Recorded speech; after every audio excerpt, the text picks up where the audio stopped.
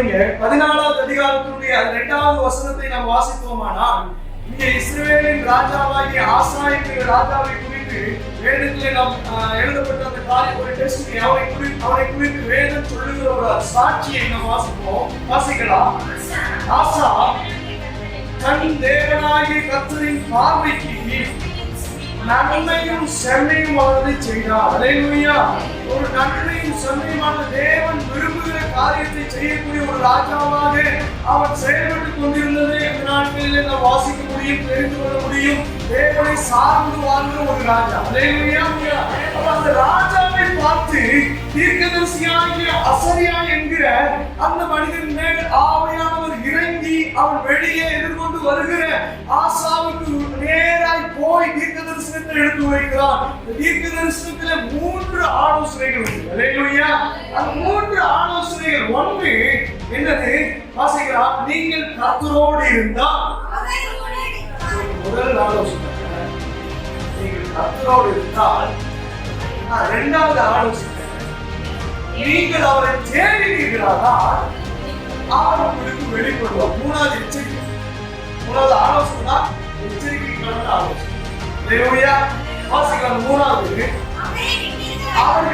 அவரை விட்டீர்களாகில் அவர் உங்களுக்கு. அல்லேலூயா. 3 ஆலோசனைகளை கொடுத்து அந்த ராஜாவை திடப்படுத்துகிறார். அல்லேலூயா. தேவனுடைய சமூகத்துல அந்த வார்த்தைகளை பெற்றுக்கொண்டு தேவ ஆவியினால் நிரப்பப்பட்டவனாக சரியா என்கிற தீர்க்கதரிசி ஆசாவுக்கு நேரே சொல்லுகிற அந்த 3 ஆலோசனைகள் இந்த காலத்தில் வாழ்கிற நமக்கும் பொருந்தும். அல்லேலூயா. வேதம் சொல்லுகிறது, அங்கே வேதம் சொல்லுகிறது, நீங்கள் கர்த்தரோடு இருந்தால் அவர் உங்களோடு இருப்பார். அல்லேலூயா. பல நேரங்களில் நாம் யாரோடு இருக்கிறோம், பல நேரங்களில் நம்ம யாரோடு இருக்கிறோம் கொஞ்சம் யோசிச்சு பார்த்தோம் அப்படின்னா, கர்த்தரோடு இருக்க வேண்டிய சமயத்துல நாம் கர்த்தரோடு அல்ல, வேற ஏதோ ஒரு பொருட்களோடோ ஏதோ ஒரு நபரோடோ அல்லது வேற ஏதோ ஒரு சமயங்களோடோ நாம் இருக்கிறோம். அல்லேலூயா. கொஞ்சம் யோசிச்சு பாருங்க. தேவனை தேட வேண்டிய நேரத்துல, தேவனை துதிக்க வேண்டிய நேரத்துல, தேவனை ஆராதிக்க வேண்டிய நேரத்துல நாம் அவரோடு இணைந்திருந்தா மட்டும்தான் ஆராதிக்க முடியும். நாம் கர்த்தரோடு இணைந்து இருக்கணும், கர்த்தரோடு செயல்படுகிறவர்களா இருக்கணும். கர்த்தரோடு செயல்படுகிறவர்களா இருக்கும் பொழுதுதான் நமக்கான ஆசீர்வாதம் உண்டு. பல நேரங்களில் ஏன் ஆண்டவரோடு இருக்க முடியல? கர்த்தரோடு இருந்தால் மாத்திரம்தான் ஜெயம் கிடைக்கும் வேதம் சொல்லுது. கர்த்தரோடு இருந்தால் மாத்திரம்தான், தேவனோடு நெருங்கி இருந்தால் மாத்திரம்தான் நமக்கு உண்டானதை பெற்றுக்கொள்ள முடியும் என்று வேதம் சொல்லுகிறது. சொல்லக்கூடிய ஆலோசனை எல்லா இடத்துலயும் பாத்தீங்கன்னா அவர் பரிசுத்தம் இல்லாமல் ஒருவரும் நான் தேவனோடு இருக்கணும்னா எப்படி இருக்கணும்? அல்லேலூயா. நான் தேவனுடைய சத்தத்தை கேட்கறதுக்கு இஸ்ரவேல் ஜனங்கள் 3 நாள் ஆயத்தம். 3 நாள் என்ன பண்றாங்க?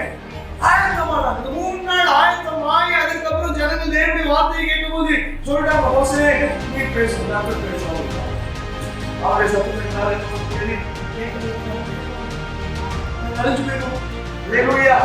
அந்த புரிந்து கொள்ளுங்க, நான் தேவனோடு இல்லாமல் நான் தனித்து நின்று செயல்படுகிறவனாய் மாறுகிறேன் என்றால், ஆண்டவருடைய ஆலோசனை கேட்காம, ஆண்டவருடைய சமூகத்துல ஜெபிக்காம, ஆண்டவருடைய காரியத்துல நீங்க சரியாக ஒப்பு கொடுத்து செயல்படாம இருப்பீர்களானால் தேவனுடையவர்கள் அல்ல. தேவனுடையவர்கள் அல்ல. வேதம் சொல்லி எடுத்து வாசிக்கலாம். யாக்கோபு 4வது அதிகாரம் 8வது வசனத்தை எடுத்து வாசிக்கலாம். யாக்கோபு 4வது சேர்ந்தாதான் அவர் உங்களோடு சேருவார். கர்த்தரோடு சேர்ந்தீர்களானால், கர்த்தரோடு இருந்தீர்களானால் அவர் உங்களோடு இருப்பார். கர்த்தரோடு இல்லாமல் செயல்படக்கூடாது. தேவனோடு இணைந்து செயல்படும் போது நமக்கு பாதுகாப்பு நிச்சயம்.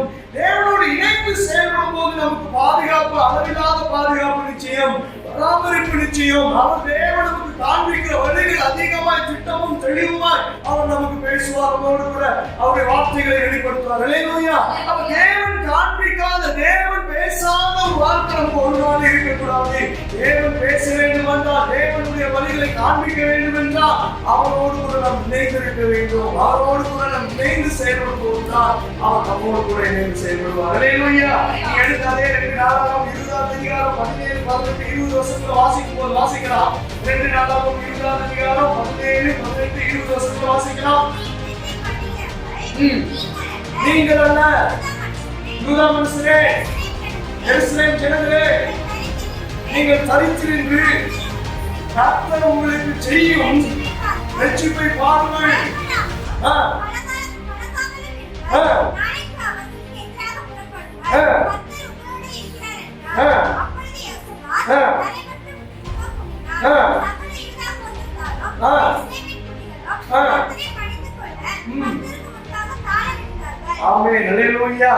நல்லா புரிந்து கொள்ளுங்க.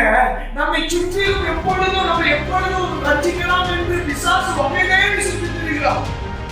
பிசாசு எப்பொழுது நம்மை வீழ்த்தலாம் என்று வகை தேடி சுற்றித்திருக்கிறான்.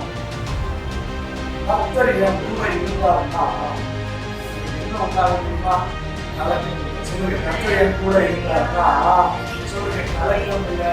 கர்த்தர் என் கூட இருந்தார்னா பயம் இல்லை. அப்ப நம்ம சுற்றிலும் ஒரு கூட்டம் எழுப்பிக் கொண்டே இருக்கும். எழுப்பிக் கொண்டிருக்கிற அந்த கூட்டத்தை விட்டு நாம் பாதுகாக்கப்பட வேண்டும் என்றால், நாம் பயப்படாமல் கலங்காமல் இருக்க வேண்டும் என்றால், கர்த்தரோடு நாம் இருக்க வேண்டும். அல்லேலூயா. கர்த்தரோடு நாம் இல்லை அப்படின்னா அவர் என் கூட இருக்க மாட்டாரே, என் கூட இருக்க மாட்டாரே. நம்ம சில நம்ம நேசிக்கிறவங்க கூட இருக்கணும் நம்ம விரும்புறோம் இல்லையா? எப்போது இவங்க கூட இருக்கணும் அப்படின்னு சில நேரம் விரும்புறோம். எந்த இடத்துல இருக்கணும்னு விரும்புறோம், இந்த பொருள் நமக்கு இருக்கணும்னு விரும்புறோம். இப்படி அநேக விருப்பங்கள் உண்டு. அல்லேலூயா.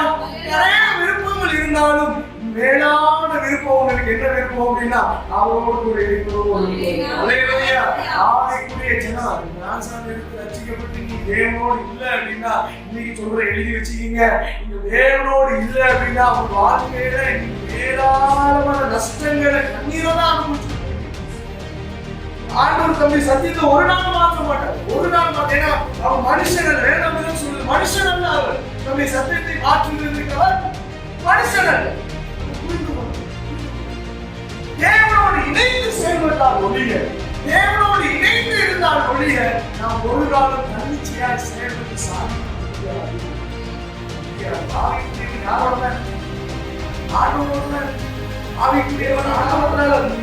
பிதாகுமார் பரிசுத்தாவியும் நாமத்தினால் ஞானஸ்நானம் எடுத்து தேவனுடைய ராஜ்யத்துக்காக வர காத்திருக்கிறீங்க அப்படின்னா நீங்க தேவனோடு இணைந்துதான் செயல்படணும். தன்னிச்சையா செயல்படக்கூடாது. தன்னிச்சையா செயல்பட்டீங்க அப்படின்னா பிசாசு எப்ப வேணாலும் உங்களை வீழ்த்திடும். பிசாசு எப்ப வேணாலும் ஆமா வீழ்த்தில. மோசே சொன்னாரு, கர்த்தர் உங்களோடு இருக்க மாட்டாங்க. நீங்க அந்த ஜனத்திற்கு புறஜாதியான அந்த ஜனத்திற்கு நேரா யுத்தத்திற்கு நீங்க போவீர்களான கர்த்தர் உங்களோடு இருக்க மாட்டார் அப்படின்னு சொன்னாங்க. ஜனங்கள் எல்லாம் இல்ல கர்த்தர் எங்களுக்கு மன்னிக்கணும், நாங்க போறோம் மலையை நோக்கி போனாங்க. போய் ஓடிடும். ஜனங்கள் அழைப்பு ஓடிடும். கர்த்தர் உங்களோடு இல்லாம எந்த இடத்துக்கு போகும்? கர்த்தர் உங்களோடு இல்லாம எந்த வீட்டுக்கும் போகாது. கர்த்தர் உங்களோடு இல்லாம எந்த செயல்களையும் செய்யாது. தேவன் அனுமதிக்காத ஒரு காரியத்தை செஞ்சுட்டு அதற்கு பின்பதாக வருத்தமும் சஞ்சலமும் தான் இந்த வாழ்க்கை. ஆமா ஒரு உலகத்துக்குள்ள போயிட்டு ரிட்டர்ன் வரும்போது உங்களுக்கு ஃப்ரீயாவே வரும். என்னது? உலகத்துக்குள்ள ஒன்று போயிட்டு ரிட்டர்ன் வரும்போது என்ன வரும்? ஃப்ரீயாவே ஒன்று வரும். ஆமா ஆபிரகாம் போனார் எகிப்துக்குள்ள, போயிட்டு ரிட்டர்ன் வரும்போது என்ன இருந்துச்சு? அல்லேலூயா. ஆமா நல்லா புரிஞ்சுக்கணும். கர்த்தரோடு இருந்தா ஃப்ரீயா ஒன்று வரும். அல்லேலூயா.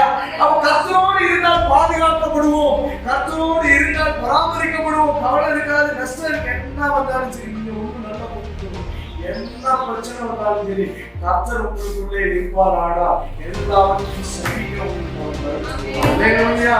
நாம் கர்த்தரோடு இணைந்து செயல்பட்டா எல்லாமே ஆண்டவர் நன்மையாக செய்யும். அல்லேலூயா. ஆண்டவரோடு இணைந்து செயல்படுகிற ஒரு கூட்டத்தை தான் ஆண்டவர் இன்று வரையிலும் எதிர்பார்க்கிறார். அநேக ராஜாக்கள் குறித்து நம்ம பார்க்க முடியும். எடுத்து வாசிக்கலாம். 32வது அதிகாரம் 7வது வசனம் 8வது வசனம் 21வது வசனம் வாசிக்கலாமா? வாசிக்கலாம்.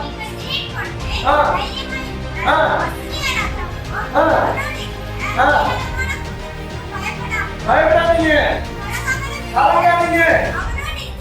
அவனோடு இருக்கிறவர்களை காட்டிலும் அவனோடு இருக்கிறது மாம்சமும்.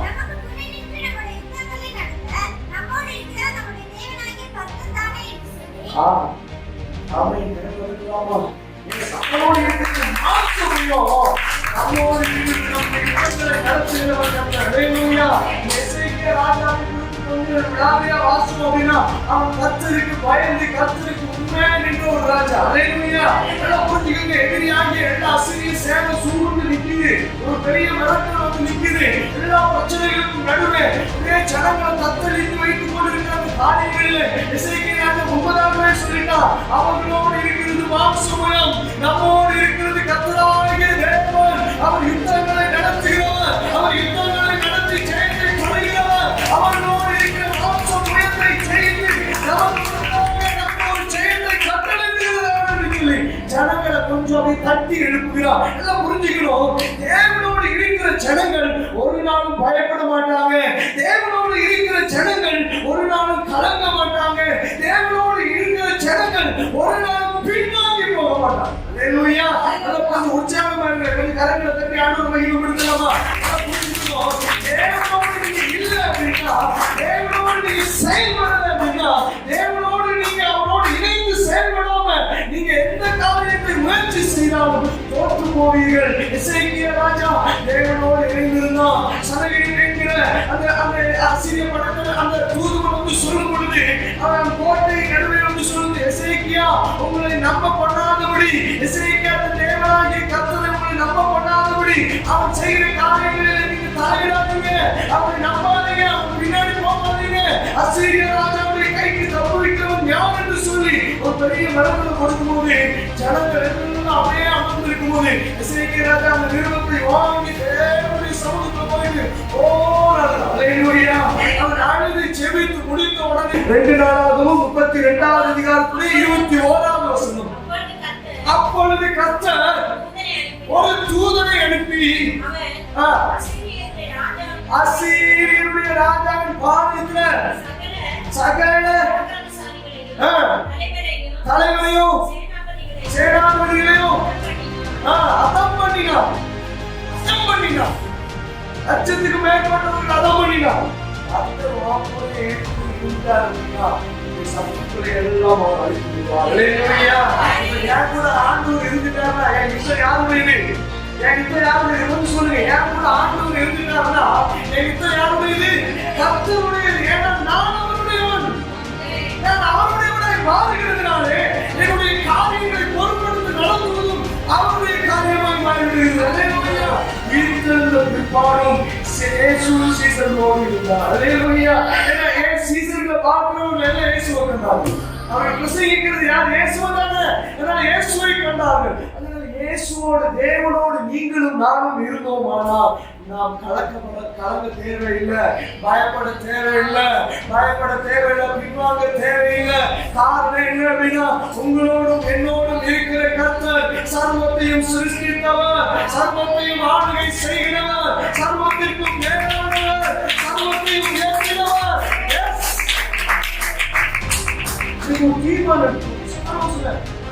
ஆலோசனை ஆசாவுக்கு முன்னதாக அசைய தீர்க்கதரிசி சொல்லுகிற ஆலோசனை, முதல் ஆலோசனை, அருமையான ஆலோசனை. கர்த்தரோடு இருந்தால் அவர் உங்களோடு இருந்தார். அல்லேலூயா.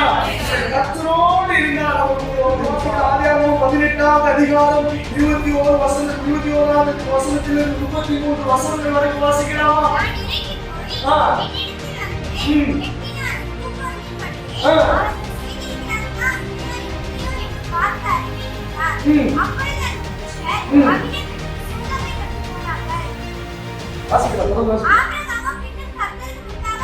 ஆபிரகாம் பின்னும் கர்த்தருக்கு முன்பாக நின்று கொண்டிருந்தார். ஏனென்றால் நல்லா புரிந்து சோதம் குமாரனை அழிப்பதற்கு முன்பதாக ஆபிரகாமிடத்தில் ஆண்டவர் வந்து அங்கே சொல்லுங்க, நான் தேசத்தை அழிக்க போகிறேன்ப்பா, ஆபிரகாமுக்கு நான் மறைப்பேனோ என்று சொல்லி ஆண்டவர் வெளிப்படுத்துகிறார். வெளிப்படுத்தி சொல்லி கொடுத்ததுக்கு அப்புறம் ஆபிரகாம் தேவனுடைய சமூகத்தில் நின்று கொண்டிருக்கிறார். ஆண்டவரிடத்தில் அவன் ஜெபிக்கிறான், 50 நீதிமான்கள் இருந்தால் அழிப்பீரோ? அவன் 50 நீதிமான்கள் இருந்தால் அழிப்பீரோ? 30 நீதிமான்கள் இருந்தால் அழிப்பீரோ? 10 நீதிமான்கள் இருந்தால் நீங்களும் நான் கர்த்தரோடு இருந்தால் நீங்களும் நான் கர்த்தரோடு இருந்தால் சார்ந்தவர்கள் என்ன பண்ணப்படுவார்கள்? பாதுகாக்கப்படுவார்கள். எவ்வளோ நன்மை பாருங்க, நன்மை பாருங்க. கர்த்தரோடு இருக்கிறது எவ்வளோ நன்மை பாருங்க. நன்மை நமக்கு மாத்திரம் இல்லைங்க, நம்மளை சுற்றி இருக்கிறவர்கள், நமக்கு சார்ந்து இருக்கிறவர்களுக்கும் கிடைக்குது. லோத்தோடைய ஜீவன் இப்ப யாருடைய கரத்துல இருந்துச்சு தெரியுமா? லோத்தோடைய ஜீவன் இப்ப யாருடைய கரத்துல இருந்துச்சு தெரியுமா? ஆபிரகாமுடைய கரத்துல ஜெபத்துல இருந்துச்சு. ஏன்னா ஆபிரகாம் தேவனோடு இருந்தான். ஆபிரகாம் தேவனோடு இருந்ததினால் கர்த்தர் ஆபிரகாமோடு இருந்தார். ஆபிரகாமுடைய ஜெபத்தை கேட்டு லோத்து பாதுகாக்கப்பட்டார். ஹல்லேலூயா. நீங்களும் நானும் தேவனோடு இருப்போமானால், நீங்களும் நானும் தேவனோடு இணைந்திருப்போமானால், நிச்சயமா சொல்ற கர்த்தர் நம்முடைய சொந்த பந்தங்களை காப்பாற்றுவார், ரட்சிப்புக்கு நேராக நடத்துவார். ஹல்லேலூயா. நான் ஆண்டவரோடு இல்லாம நான் சரியா ஜெபிக்காம தூங்கிட்டே இருந்தேன் அப்படின்னா எப்படி என் குடும்பத்தை காப்பாற்றுவார்? ஹல்லேலூயா. அவர்கள் ஆண்டவரோடு இணைந்திருக்கணுங்க. தெரிந்து கொள்ளப்பட்ட ராஜரீகம் உண்டோ, இன்றைக்கு ஆண்டவரோடு இல்லையே. ஹல்லேலூயா. நீங்கள் நானும் ஆண்டவரோடு இணைந்திருந்தா மாத்திரம்தான் நமக்கு மாத்திரம் ஆசீர்வாதம் இல்லை, நம்மை சார்ந்திருக்கிறவர்களுக்கும் ஆசீர்வாதம். ஹல்லேலூயா. ஆண்டவரோடு இணைந்திருக்கணும். அதனால இயேசு சொன்னார், என்னோடு இணைந்திராதவன் நல்ல, என்னை இணைந்திருக்கிறவன் நற்கனிகளை தருவான். என்னோடு இணையான திராட்சை கொடியை நான் என்ன பண்ணுவேன்? பிதாவானவர் அறுத்து போடுவான். எனக்கு மட்டும்தான் கை கொடுக்க முடியும். கர்த்தரோடு இருந்தா மட்டும்தான் அவருடைய வார்த்தைக்கு செவி கொடுப்பீங்க. கர்த்தரோடு இல்லை அப்படின்னா அவருடைய வார்த்தையை புறக்கணிப்பீங்க. புறக்கணித்தவர்களுடைய முடிவு எல்லாம் அழிவுதான்.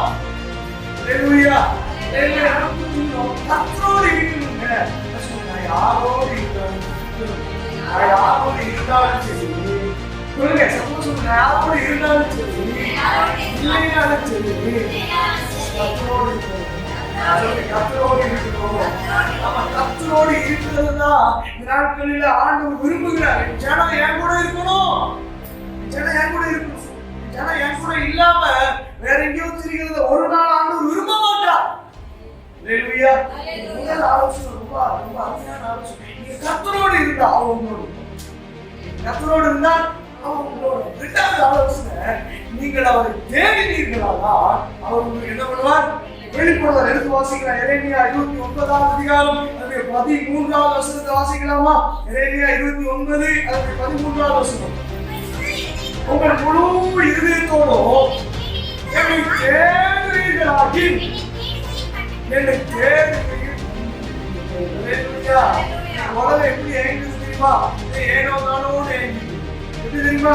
நீ வேறா சரி போயிடுவோம், நீங்க ஜெபமா ரைட் போயிடுவோம். சும்மா ஏதோ ஒரு ஃபார்மாலிட்டிக்கு ஆண்டவர் தேடுவீங்களா?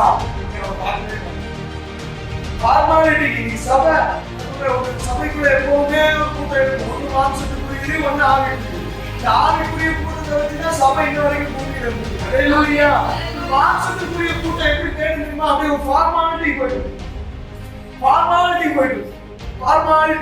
அப்படிதான் வசனம் சொல்லுது இல்லையா? எரேமியா 29:13 நீங்கள் கர்த்தரை முழு இருதயத்தோடு தேடுவீர்களாகி, அவர் என்ன பண்ணா? வேற எங்கேயும் தேடாது. அவர் முழு இருதயத்தோடு தேடு, வேற எங்கேயும் தேடாது. அவரை தேட வேண்டிய நேரத்தில் வேற எங்கேயாவது எதையாவது தேடிக்கிட்டே இருந்தா நல்ல நாளாகவும் சமாதானம் கேட்கவில்லை. ஒரு நாள் வரும், சுற்றிலும் பதில் போட்டு சூழல் நின்று எதிர்க்கிற ஒரு நாள் வரும். அப்பொழுது ஒரு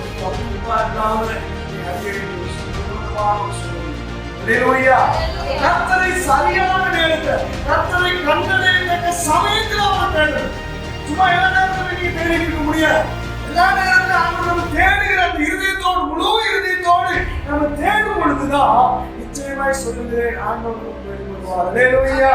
இஸ்ரவேல் ஜனங்கள் எல்லாம் முழு இருதயத்தோடு தேடினார்கள். பின்வாங்கி போன ஜனங்கள் எல்லாம் ஒரு நாள் வந்து தேவ சமூகத்தில் உட்கார்ந்து அழுது ஆண்டவரே, எங்கள் பிதாக்கள் செய்த தவறுகள், ஆண்டவரே இன்றைக்கு நாங்கள் சுமக்கிறோம், நாங்கள் செய்த தவறுகள் நிமித்தம் இன்றைக்கு நாங்கள் ஆண்டவரை அடிமைப்பட்டு கிடக்கிறோம், எங்கள் மீது இரக்கம் என்று சொல்லி கூக்குரலிட்ட போது கர்த்தர் அவர்களுக்கான ஒரு ரட்சகனை எழும்ப பண்ணி அந்த ஜனங்களை விடுதலையாக்கினார்கள் என்று வாசிக்கிறோம்.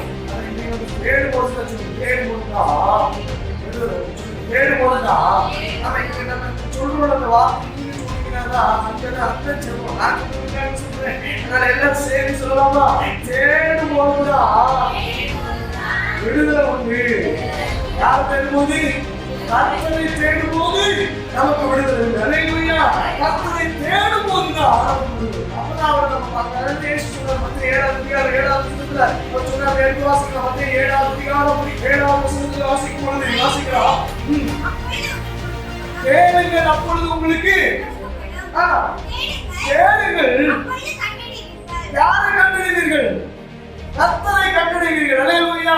அப்ப தேட வேண்டிய சமயத்துல ஆண்டவர் தேட வேண்டிய நேரத்துல தேடாம நான் வேற எதையோ தேடிட்டு இருக்கேன் அப்படின்னா எச்சரிக்கையா இருக்கணும். நாம ஆண்டவரை கண்டுபிடிக்க முடியாது. பிசாசு நம்மளை கண்டுபிடிச்சிருவோம். அல்லேலூயா. பிசாசு எப்பவுமே நம்ம சுத்தி ரெடியா இருந்துட்டே தான் இருக்கிறான். வச்சிக்கிறதுக்காக ரெடியா இருக்கு. கொள்ளப்பட்டு சத்தியே வச்சுக்கிறதுனா ஆரியம் எங்கிருந்து தொடர்ந்து தெரியுமா? கர்த்தருடைய வீட்டிலிருந்து. கர்த்தருடைய வீட்டிலிருந்து. அதனால தேவ சமூகத்துல இருக்கும்போது தேவனை தேடுகிற விஷயத்துல, தேவனை கொடுக்கிற விஷயத்துல சரியா இருக்கணும். இல்ல நியாயத்துக்கு இங்கிருந்துதான் தேவனை கணக்கு.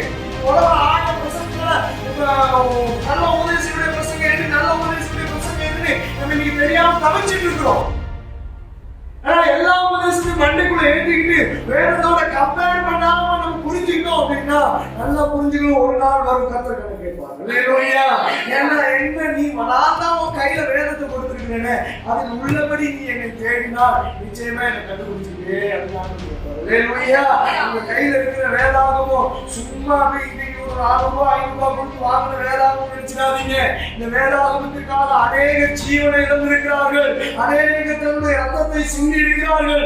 அநேக பல வருடங்களை காத்துக்கொண்டு இருக்கிறார்கள். வேதனுடைய கரங்களிலே கிடைத்து நாம சும்மா இருக்கோம். வேதத்தை நீங்க சரியா வாசிக்காம இருந்தீங்க சொல்றேன்.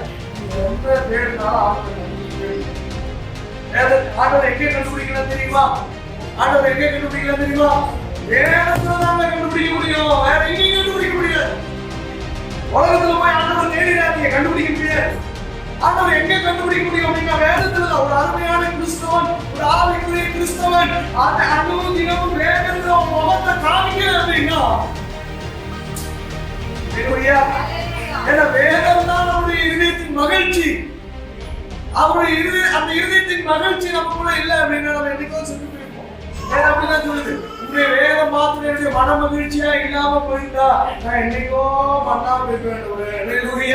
சொல்லுங்க, உங்க இந்த வேதத்துல உங்க முகத்தை நீங்க காமிக்காம அந்த நாளை நீங்க ஓட்டுனீங்க அப்படின்னா நல்லா புரிஞ்சுக்கீங்க, மேல ஆண்டுடைய பாதுகாப்பு இல்லை. பாதுகாப்பு இல்லை.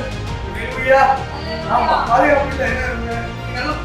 எப்பவுமே வேதம் கிறிஸ்தவனுடைய அந்த சாராம்சம் இல்லாமல் வாழ்வானால் அந்த வாழ்க்கை பிரயோஜனமற்றது. நான் சொல்ற ஃபார்மாலிட்டிக்கு ஆண்டவர் தேடணும்னா ஆண்டவர் கண்டுபிடிக்கணும். ஃபார்மாலிட்டிக்கு ஆண்டவர் தேடணும்னா ஒரு நாள் ஆண்டவர் நம்ம பார்க்க முடியாது. வேதம் சொல்லுகிறது ஆலோசனை. 2வது ஆலோசனை, நீங்கள் அவரை தேடுவீர்களானால் என்ன பண்ண முடியும்? அவர் உங்களுக்கு வெளிப்படுவார். காலையில இருந்துச்சு ஜெபிக்காம, காலையில இருந்துச்சு வேலை வாசிக்காம ஒரு வேலையை ஆரம்பிக்கிறீங்கன்னா நினைச்சுக்கீங்க அந்த நாள் நல்லாவே இருக்காது. நினைக்கல இப்ப நல்லா இருக்கு, இப்ப நல்லா இருக்கும். இந்த உலக வாழ்க்கை நல்லா இருக்கும். உங்க ஆத்மா செத்துட்டு இருக்கு. உங்க ஆத்மா என்ன பண்ணிட்டு இருக்கு? செத்துட்டு இருக்கு. வேதம் வாசிக்காதவன் இருளிலே நடக்கிறான். வேதம் வாசிக்காதவன் இருளிலே. உங்க கையில இருக்கிற வேத புத்தகத்துக்கு ஒரு நாள் கணக்கு கேட்பார். ஒரு நாள் கணக்கு கேட்பார். என்னப்பா என்ன தேடுறேன் தெரிஞ்சு எங்கப்பா தேடுறேன்? உன் கையில நான் எழுதி கொடுத்துருந்தேன். அந்த வேத புத்தகத்துல தான் நான் இருக்கிறேன். வேத புத்தகத்துல தான் இஸ்ரவேல் ஜனங்களுக்கு முன்பதாக இஸ்ரவேல் ஜனங்கள் எல்லாம் அப்படியே பாவத்துல விழுந்து திரும்ப அடிமைகளா விற்கப்பட்டு பிரதேசத்துல இருந்து திருப்பி ஆண்டு கொண்டு வரும் பொழுது அங்கே வேத பிரமாணத்தை இஸ்லாமிய புத்தகத்துல வாசிக்கும் போது நியாயப்பிரமாண புத்தகத்தை கண்டெடுக்கிறார்கள். நியாயப்பிரமாண புத்தகத்தை இஸ்லாம் வாசிக்கும் போது ஜனங்கள் எல்லாம் ஓடுகிறாங்க. காரணம் தெரியுமா? அந்த வேத புத்தகத்துல தான் தேவன் இருந்தார். வாசிக்கும் போது ஜனங்கள் உடைக்கப்பட்டார்கள்.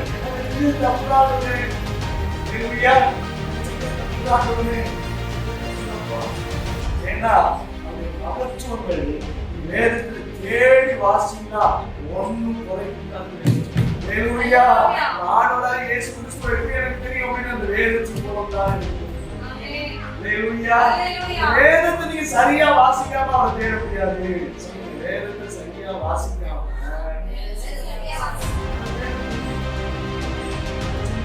அழகழகா பைபிள் அழகழகா நிறைய வாங்கி வெளியில போட்டோம் அது ஒரு பெரிய வெள்ளம் ஒரு நல்ல கோடிங் வெள்ளம் நிறைய வெள்ளம் அழகழகா வச்சுக்கணும். அழகழகா வைக்கிறது இல்ல, நீங்க அதை வாசிக்கிறீங்க. கர்த்தரை தேடுறதுக்கான வழி வேணும். கர்த்தரை தேடுறதுக்கான வழி வேத புத்தகம். அந்த வேத புத்தகத்திற்குள்ள உங்களை நீங்க ஈடுபடுத்திக் கொள்ளாம ஒரு நாள் பார்க்க முடியாது. வாசிக்கிற உபாகம் 4வது அதிகாரம் 29வது வசனத்தை வாசிக்கும் போது எடுத்து வாசிக்கலாம். உபாகம் 4வது அதிகாரம் 29வது வசனம். அப்பொழுது அங்கே இருந்து உன் தேவனாகிய கர்த்தரை தேடுவாய். உன் முழு இருதயத்தோடும் உன் முழு ஆத்மாவோடும் அவரை தேடும் பொழுது முழு இருதயத்தோடு தேடினா மாத்திரம் போதாது, முழு ஆத்மாவோடு தேடணும். ஹalleluya. ஆத்மாவோடு தேடும் பொழுதுதான் கர்த்தரை கண்டடையும். ஹalleluya. நான் தேவனை தேடுகிறேன், எனக்கு எப்படிலாம் கேட்கும். தேவனை தேடுகிற அதிகாலையில் என் தூக்கத்தை கலைச்சு நின்று நான் ஆண்டவரை தேடுகிறதுனால எனக்கு என்ன லாபம்? ஜெபம் சொல்லிட்டு ஓடுனா எனக்கு என்ன லாபம்? ஹalleluya. உலகத்திலே கேள்வி உண்மையா ஒரு பரம வாழ்க்கை எனக்கு இருக்கு. ஒரு நாள் வரும் அந்த நித்திய ஜீவனை தருகிற நல்ல ஆண்டவர் வாழாத ஜீவ கிரீடத்தை என் மேல வைப்பார். அப்பொழுது நான் அப்படி ராஜ்யத்துக்குள்ளே நித்தியமாய் வாழ்வேன் என்று சொல்லி ஒரு நாள் வரும் என்கிற நம்பிக்கையோடு உலகத்தை உண்மையா மாட்டான். புரிஞ்சுக்கணும். அப்ப நான் அதிகாலை ஆண்டவரை தேடும் பொழுது முழு இருதயத்தோடும் ஆத்மாவோடும் தேடும் போதுதான் அவர் வழிபடுவார். தேவனை சும்மா பார்க்க முடியாது. ஒவ்வொருவரும் பரிசுத்தம் இல்லாமல் ரசிக்க முடியாது. நான் தேவனை தேடணும் அப்படின்னா பரிசுத்தத்தோடு தான் தேட முடியும்.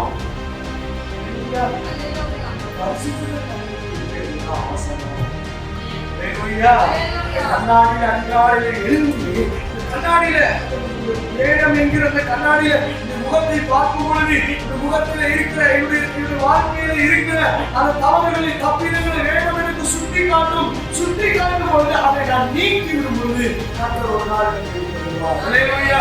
ஏங்க ஆண்டவர் எனக்கு வெளிப்படுறா? ஏன் என்னால ஆண்டவரை பார்க்க முடியல? சரியா தேடுறேனே, சரியா தசமமா கொடுக்கிறேன், ஆண்டவரை சரியா தேடுறேன், ஆண்டவரோடு இணைந்து ஜெபிக்கிறேன், அதெல்லாம் சரிதான். வேதத்தின்படியான வாழ்க்கை வாழ அப்படின்னா ஆண்டவரை ஒரு நாள் தரிசிக்க முடியாது. என்னதான் தேடினாலும் வசனத்தை விட்டுட்டு நீங்க தேடுனீங்கன்னா ஒரு நாள் ஆண்டவர் வெளிப்படுறார். சொல்லுங்க, வசனத்தை விட்டுட்டு நான் தேடுறேன் அப்படின்னா ஆண்டவர் ஒரு நாள் வெளிப்பட மாட்டார். கொஞ்சம் யோசிச்சு பாருங்க. நினிவேக்கு விரோதமாக யோனா தீர்க்கதரிசியின் மூலமாக ஒரு அழிவுக்கு நேரான ஒரு தீர்க்க தரிசனம் போகுது. நினிவேக்கு நேரம் ஆண்டவருடைய வசனம் போகுது. ஜனங்கள் எல்லாம் அழிக்கப்பட்ட 40 நாள் தான், அவ்வளவுதான் முடிஞ்சு. சொன்ன உடனே நினிவேக்குடைய ராஜா என்ன பண்ற? எடுத்து தேவனுக்கு நேரம் வெற்றில உடுத்தி சாம்பலை உடுத்தி எல்லாரும் உட்கார்ந்து எல்லாம் உபாசிக்கிறார்கள்.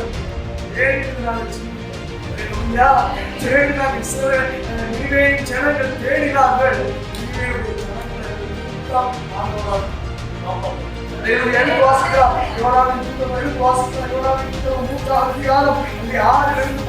வாசிக்கலாமா? இந்த செய்தி யோனா சொல்லுகிற அந்த தீர்க்க தரிசனம் 40 நாளிலே நினிவே கவிழ்க்கப்பட்டு போகும் என்று சொன்ன அந்த தீர்க்க தரிசனத்தை கேட்டு நினிவேவின் ராஜா கேள்விப்பட்ட உடனே அவன் தன் சிங்காசனத்தை விட்டு எழுந்து தான் உடுத்தியிருந்த ராஜரீகமான உடுப்பை கலட்டி வெட்டை உடுத்திக் கொண்டு பிரதானிகளும் கட்டளையாக நினிவே எங்கும் மனுஷனும் மிருகங்களும் ஒன்றும் சாப்பிடக்கூடாது.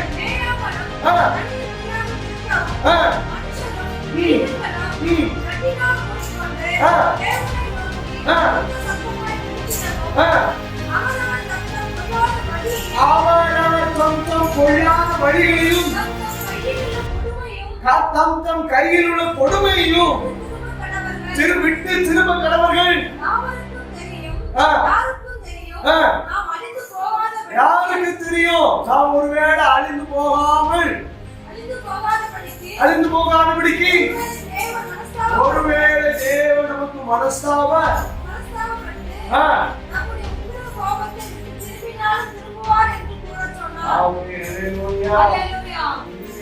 ஜனம் தேவனை அறியாத இஸ்ரவேல் அல்லாத ஒரு புறஜாதியான ஜனத்துக்கு நேராக தீர்க்கதரிசனம் போது அசிரியாவுடைய தலைநகரம், அசிரியாவுடைய தலைநகரம் தான் அந்த நினிவே.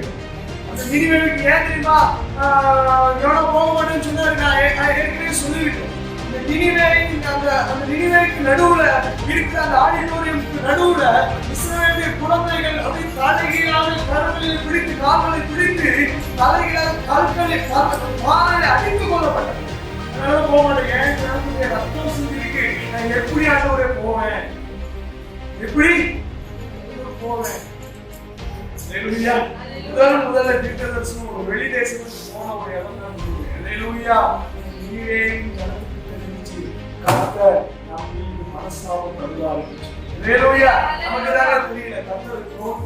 வெளிப்படுவார். நமக்கு தான் தெரிஞ்சிருந்தும் தெரியாம இருக்கோம். ஆனா புறச்சாதிகளுக்கு தெரியும். கர்த்தரை தேடினால் நிச்சயம் காலம் வருவோம். நிச்சயம் அவரை கண்டுபிடிப்போம். புறச்சாதிகளுக்கு தெரியும். அவங்களுக்கு தெரிஞ்சுச்சேன். உடனே எல்லாம் உபவாசத்தில் கூறுவீங்க. உபவாசத்தில் எல்லாம் உட்கார்ந்த உடனே இந்த 10வது வசனம் சொல்லுது, வாசிக்கலாம். தங்கள் கொள்ளாத வழிகளுக்கு இருக்கிறார்கள் என்று தேவன் அவர்களுடைய கிரியைகளை எனக்கு சும்மா இருந்து சொன்ன வார்த்தை அல்ல, அவர்களுடைய செயல்பாடு மாறிடுச்சு. செயல்பாடு கண்டு நான் அவர்களை செய்வேன் என்று சொன்ன தீங்கை செய்யாதபடி மனசாகும். நம்ம ஜனங்கள் தேடும் பொழுது ஆண்டவர் என்ன பண்றாரு?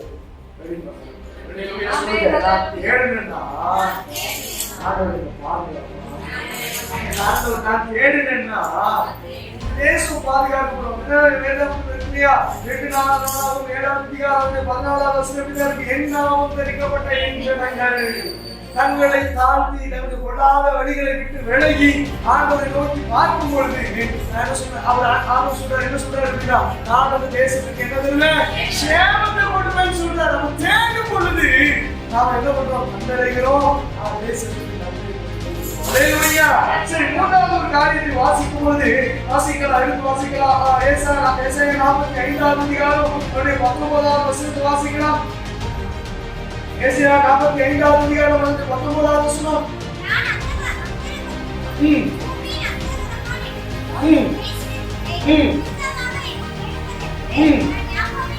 நான் சும்மா சொல்லல, நீங்க என்ன தேடுங்க. நான் சும்மா சொல்லல, நான் சும்மா சொல்ற தேவனும் அல்ல. நீங்கள் தேடுவீர்களானால் பிரதிபலனை பெற்றுக் கொள்வீர்கள் என்று வேதம் சொல்லுகிறது. அதனால மத்தேயு 6வது அதிகாரம் 33வது வசனம் சொல்லுது, முதலாவது தேவனுடைய ராஜ்யத்தையும் அவருடைய நீதியையும் தேடுங்கள், அப்பொழுது இவைகள் எல்லாம் உங்களுக்கு கூட கொடுக்கப்படும். அல்லேலூயா. அப்ப தேடுனா பிரதிபலன் உண்டு. சொல்லுங்க, தேடுனா பிரதிபலன் உண்டு. பிரதிபலன் உண்டு. ஆலோசனை மூன்றாவது ஆலோசனை வாசிக்கலாம். மூன்றாவது ஆலோசனை 7வது வசனம், உபாகம் 31வது அதிகாரம் 17வது வசனம், 34வது 22வது அதிகாரம் 1வது வசனம் வாசிக்கலாம்.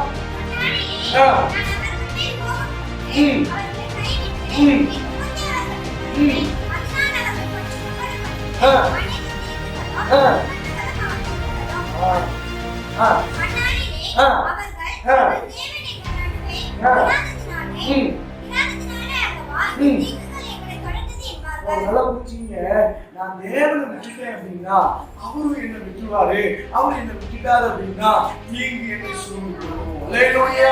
ஆபத்து என்னோட கர்த்தர் இல்லை அப்படின்னா, என்னை கர்த்தர் கைவிட்டுட்டார் அப்படின்னா என்ன உண்டாகும்? ஆபத்து உண்டாகும், தீங்கு உண்டாகும். வேதம் அப்படிதான் சொல்லுது. தீங்கு உண்டாகும். எடுத்து வாசிக்கலாம். 1 நாளாகவும் 28ஆம் அதிகாரம் அப்படி 9ஆம் வசனத்தை வாசிக்கலாம். தாவீது உயிரோடு இருந்த நாட்களிலே சாலொமோனை கூப்பிட்டு சொல்லுகிறான், என் குமாரனாகிய சாலொமோனே, நீ உன் பிதாவின் தேவனை அறிந்து அவரை உத்தம இருதயத்தோடு உற்சாக மனதோடு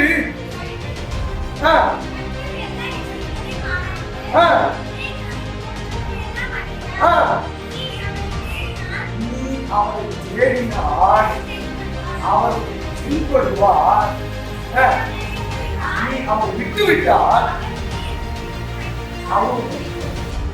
அவரும் விட்டுட்டீங்கன்னா அவரும் பிள்ளைகளுக்கு கற்றுக் கொடுக்கணும். வசனத்தை எப்படிதான் கற்றுக் கொடுக்கணும்? தாவீது தன் பிள்ளைக்கு சாலொமோன் தன் மகனுக்கு கற்றுக் கொடுத்தான். நீ அவரை தேடினா உனக்கு வெளிப்படுவார், நீ அவரை விட்டுட்டீனா என்றென்றைக்கும் உன்னை கைவிட்டுவார். எச்சரிப்பை கொடுக்கிறான், எச்சரிப்பை கொடுக்குறான். அந்த பிள்ளைங்க கூட பார்க்கல, எச்சரிப்பை கொடுக்குறாங்கப்பா, நான் தேடினேன், அதே போல நீயும் தேடினா கைவிட மாட்டான்னு சொல்லி எச்சரிப்பை கொடுக்கிறார்கள். அப்ப நான் தேவனை தேடுகிற மனிதனாய் மாறும் பொழுது, அவரோடு இருக்கிற மனிதனாய் இருக்கும் பொழுது, நான் ஆண்டவர் என்னோடு கூட இருக்கிறார் என்று அவர் ஒரு நாளும் கைவிட மாட்டார். சங்கீதம் 50 செய்கிறோம். அந்த 22வது வசனம் சொல்லுது, தேவனை மறக்கிறவர்களே இதை சிந்தித்துக் கொள்ளுங்கள் என்று சொல்லி அந்த வசனம் ஆரம்பித்து வாசிக்கலாம். தேவனை மறக்கிறவர்களே சிந்தித்துக் கொள்ளுங்கள். ஒருவர் அவருடைய கைக்கு நம்மை தப்புவிக்க முடியாது. கர்த்தரை நீங்க விட்டுட்டீங்க அப்படின்னா அவர் உங்களை விட்டுருவார். கர்த்தரை நீங்க விட்டுட்டீங்க அப்படின்னா அவர் உங்களை நிராகரிச்சுவாரு. இன்றைக்கு ஒரு தீர்மானம் எடுத்துக்கொள்ளணும், கர்த்தரை ஒரு நாளும் விட்டுவிடக்கூடாது. ஹல்லேலூயா. நான் அவரை விட்டேனாகி அவரும் என்னை விட்டு விடுவார். ஹல்லேலூயா. கடைசியாக ஒரு வசனத்தை கூட வாசிக்கலாம். 2 நாளாகவும் 24ஆம் அதிகாரம் 20ஆம் வசனத்தை வாசிக்கலாம். 2 நாளாகவும் 24 20 வசனம் வாசிக்கலாம்.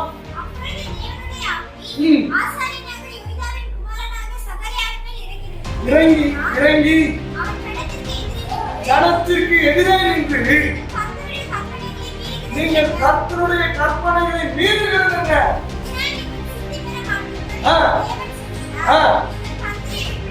நீங்கள் கர்த்தரை விட்டுவிட்டதனால் அவர் உங்களை கைவிடுவார். ஆண்டுடைய கற்பனைகளை மீறுகிறதுனால நான் கற்பனை விடுகிறேன், கற்பனை விடுகிறதுனால கற்பனைகளை மீறிட்டோம் அப்படின்னா கற்பனை கைவிடுவோம். அப்ப நீங்க ஒரு தீர்மானம் எடுத்துக்கணும், ஆண்டுடைய வசனத்திற்கு கீழ்படியாம வாழும்போது அவர் என்னை விட்டு விளைவிடுகிறார். இந்த பிரமாணத்தை மீறும் பொழுது தேவன் நம்மை கைவிடுகிறார். அசரியா தீர்க்கதரிசி ஆசா ராஜாவுக்கு சொன்னது 3 ஆலோசனைகள். 1, நீ கர்த்தரோடு இருந்தா அவர் இருப்பார். 2வது, நீ அவரை தேடினால் அவர் உனக்கு. 3வது, நீ அவரை விட்டுவிட்டால் அவர் தேவன் சொன்னது. இந்த பகைவர்களை நாம் அவரோடு இருக்கிறார். நாம் அவரை தேடினால் அவர் வெளிப்படுவார். நாம் அவரை விட்டுவிட்டால் அவரும்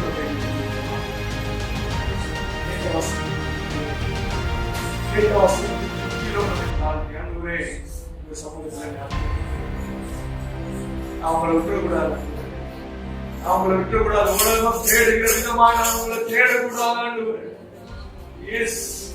எல்லாரும்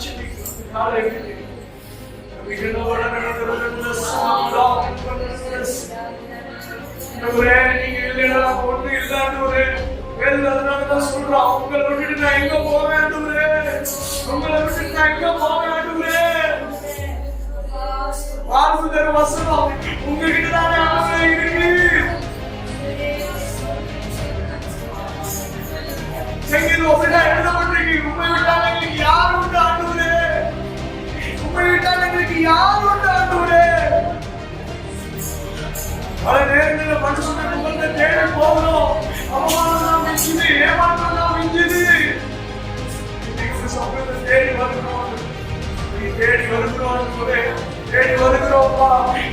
மூன்று ஆலோசனைகளை நாங்கள் ஏற்றுக்கொண்டு இந்த வாழ்க்கையிலே செயல்படுத்த கர்த்தர் கிருபை செய்யும். இந்த மூன்று ஆலோசனைகளை ஏற்று செயல்படுத்தி ஆசீர்வாதங்களை பெற்றுக்கொள்ள உதவி செய்யும். இந்த ஆவிக்குரிய வாழ்க்கையை ஆண்டவரே ஒரு நிமிஷம் நாங்கள் ஆண்டவரே அப்பா ஆசீர்வாதமாய் சுதந்திரித்துக் கொள்வதற்கு மூன்று ஆலோசனைகளை ஏற்றுக்கொண்டு அதன்படி ஜீவிக்க நீர் எங்களுக்கு கிருபை தரும்படியாக நாங்கள் ஜெபிக்கிறோம். கிருபையுள்ள கரங்களில் வைக்கிறோம். இயேசுவின் நாமத்தில் ஜெபிக்கிறோம் நல்ல பிதாவே.